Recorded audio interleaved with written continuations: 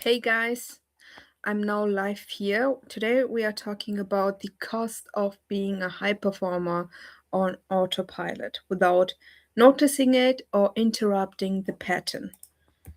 Let's just also go live on Instagram so we can start right away.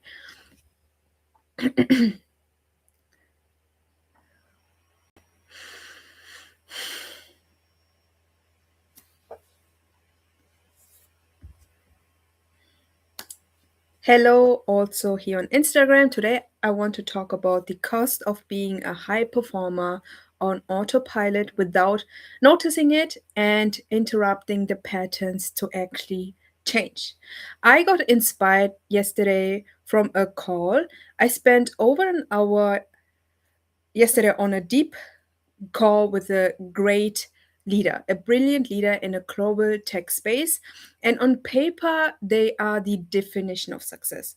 They are growing and managing, they are growing a team, they are managing the team, they're building long term product roadmaps, and they are navigating high stakes environment. But behind the scenes, they've been surviving a pattern that is quietly draining their life.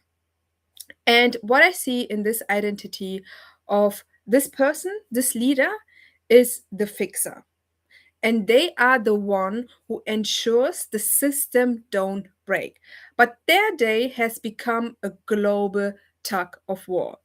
8 a.m., 8:30 a.m., they start with the spike of anxiety. They feel anxious and in checking in that what accumulated overnight from the teams all around the world.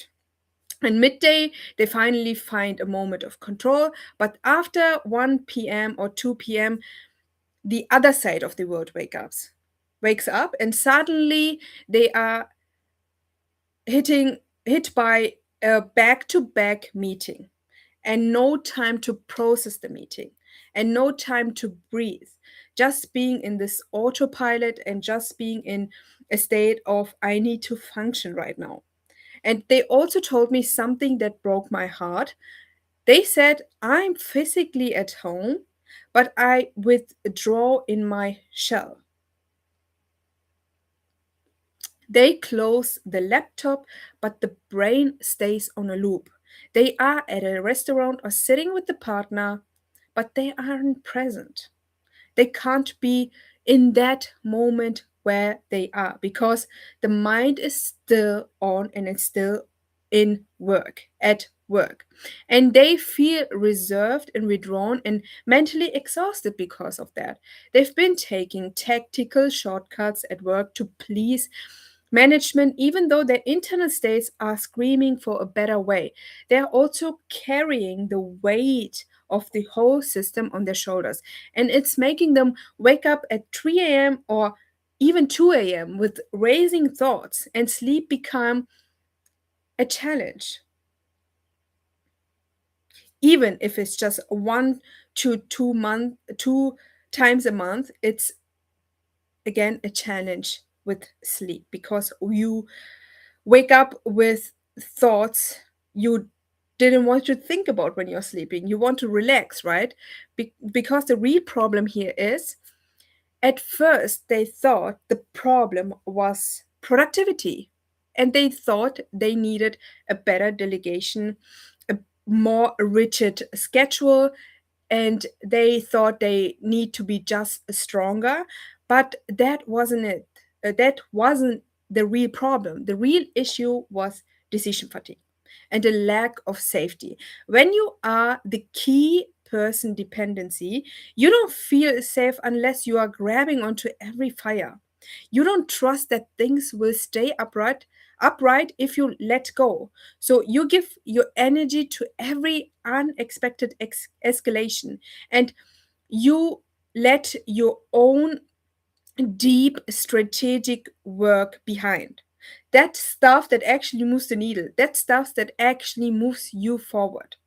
This sits on the back corner, on the back burner. And it's not a time management problem, it's a nervous system stuck in firefighter mode. And what needs to happen here that you're coming out of this mode, the real shift that needs to happen is when we decide, I will not build my success from survival anymore. We are moving this leader from perfectionism to performance, not by adding more tasks, but by regulating the body so you can make on the spot decision. You don't feel like this fatigue of decision, and you do it without the mental spiral. We are also breaking that 18-month roadmap into action spirals that the brain can actually say yes without feeling overwhelmed. We want easy yeses and not being stuck in procrastination mode because it's too big of a decision just for your brain to take the action. And we are also learning how to flush the system off after work so they can actually be with their loved ones instead of just being in a body in the room while their mind is or still at work or is in a Slack channel. Just see yourself finishing the day, actually feeling done. See yourself having the clarity to say no to an escalation because you trust your team and you trust your system. And also see yourself working 40 hours, as you said, and not 50 hours. And getting more actually done because you aren't leaking energy to what if thoughts or to fear of judgment. Success shouldn't feel like a weight, it should feel like a platform. You can flourish, you can grow on, and you can use for yourself. And you can actually enjoy. If you keep building your career in survival mode, your body will eventually force you to stop. And the cost of waiting isn't just a missed deadline. It is the cost of your relationship, your sleep, and your peace. And you don't need to earn your worth every day by being the strong one. You can handle everything with ease. And you can also lead from a place of ease. You are actually allowed to see that it can be lead with ease. And if you've been withdrawing into your shell because work has been too heavy to carry to home, or you don't need actually more discipline. You need a way to regulate the pressure.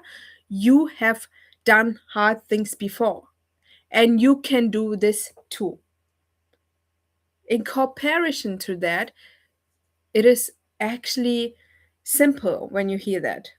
But to be consistent with it, that's the challenge. You have to be able to say, yes, I'm ready to change and I want to do this because, again, you have already done hard things before and you can do this too. If you're ready, DM me the word focus and we will get on a call and map out a simple, sustainable plan for you so you can lead your team and build your vision, your desires without losing yourself in the process. And you don't have to keep surviving your own ambition. Let's build it differently. We will see us in the DMs. Until then, in the next live. It's tomorrow.